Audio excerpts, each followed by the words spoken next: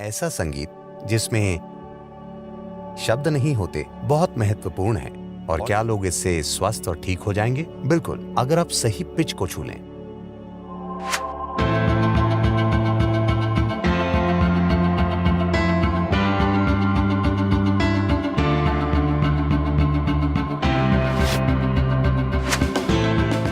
First, let's understand what's music. पहले ये समझते हैं कि संगीत क्या है। संगीत ध्वनियों की एक तरह की व्यवस्था है। अगर आप ध्वनियों को एक तरह से व्यवस्थित करते हैं तो वो शोर बन जाएगा। अगर आप ध्वनियों को दूसरे तरीके से व्यवस्थित करते हैं तो वो संगीत बन जाएगा। आज बहुत सारे शोर को संगीत माना जा रहा है, ठीक है? अगर आपको शास्त्रीय संगीत के बारे में कुछ पता है तो आप देखेंगे कि शास्त्रीय संगीत के पीछे बहुत अधिक मात्रा में गणित शामिल है। इसका एक ढांचा होता है, एक गणितीय ढांचा बनाया जाता है।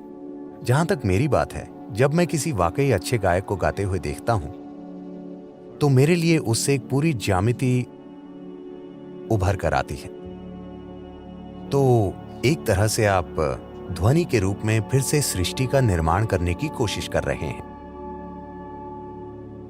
कोई संगीतकार कितनी गहराई से, उसमें वो कितना आगे जा सकता है ये कहा नहीं जा सकता, लेकिन आप वही करने की कोशिश कर रहे हैं।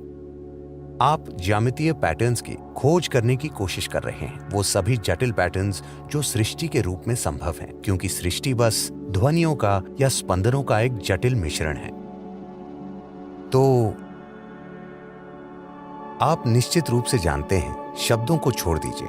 मेरा मतलब, अगर भावनात्मक शब्द मौजूद हैं तो लोग उससे थोड़े भावुक हो जाते हैं, तो वो अलग बात है। वे लोग उसे अर्थ दे रहे हैं। बिना किसी शब्द के भी संगीत आंसू ला सकता है, संगीत आनंद ला सकता है, संगीत प्रेम ला सकता है, संगीत लोगों में मूड, भावनाएं और अनुभव पैदा कर सकता है, बस ध्वनि से ही, शब्दों का इस्तेमाल किए बिना। शब्द यानी ये मानसिक पैटर्न है, ध्वनि यानी ये अस्तित्व से जुड़ा पैटर्न है। तो इसलिए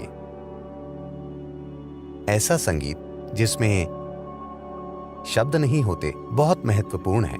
और ज्यादातर भारतीय संगीत काफी हद तक ध्वनि है। यहां वहां कुछ शब्द होते हैं पर ज्यादातर ध्वनि, क्योंकि Sound is an existential structure. ध्वनि एक अस्तित्वगत संरचना है। शब्द, किसी शब्द का अर्थ एक मानसिक संरचना है। अगर मैं तमिल में एक गीत गाता हूं तो आपके लिए उसका कोई अर्थ नहीं है, क्योंकि शायद आप वो भाषा नहीं समझते।